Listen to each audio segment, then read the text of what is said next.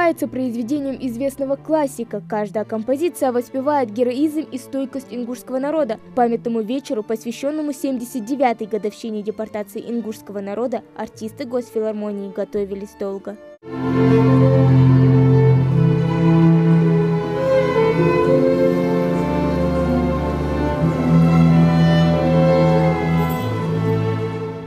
Произведения Джона Уильямса, Самуэля Барбера, нашей соотечественницы Заремы Мальсаговой. Всемирная классика вживую и на ингушской земле. Здесь и флейта, и скрипка, и контрабас. На большом экране фотографии и видеоролики, повествующие о ссылке из фильмов «Земля отцов» и «Чечевица». Долгие 13 лет на чужбине дали ингушам наряду со страданиями и бедами железную стойкость, непобедимую веру в лучшее, небывалые навыки в работе и быту. Надо сказать, в том, что наш народ не потерял своего «я», помогло умение строить общение и человеческие отношения с представителями других народов.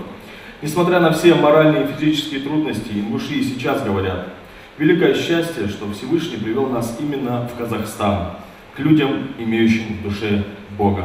С той поры минуло 79 лет. Сегодня у нас своя республика, которая процветает с каждым годом. И для подрастающего поколения важно ценить то, что мы имеем. Ислам Аздоев не успел услышать историю о тех днях из первых уст от своих бабушек и дедушек, но благодаря концерту многое прочувствовал.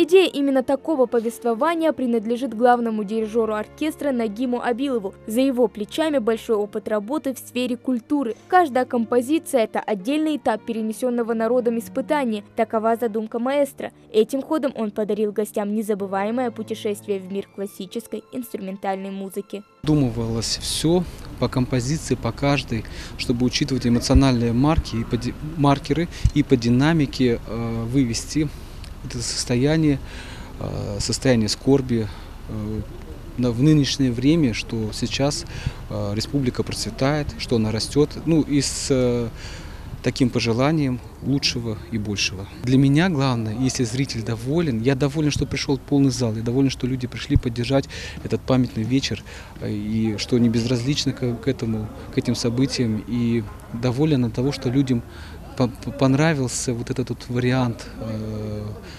программы, мероприятия, что есть скорбь, есть уныние, есть, соответственно, противоположное, есть добро и свет, который в каждом, в душе, в человеке живет.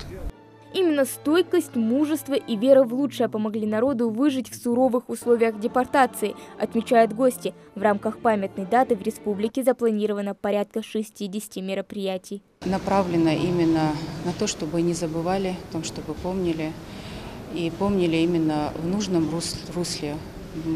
Понимали, что значит эта боль для нашего народа.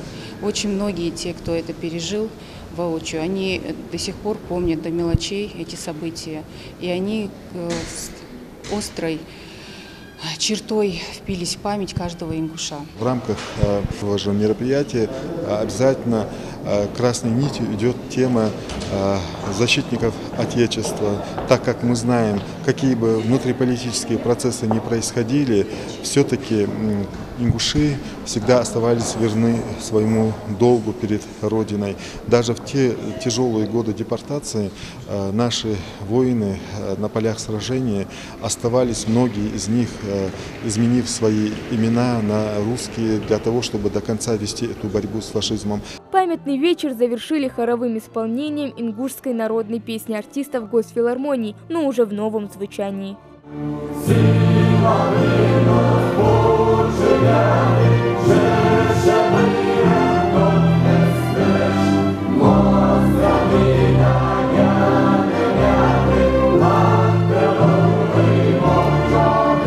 Хава Гагиева, Асхаб Билакиев, Новости 24.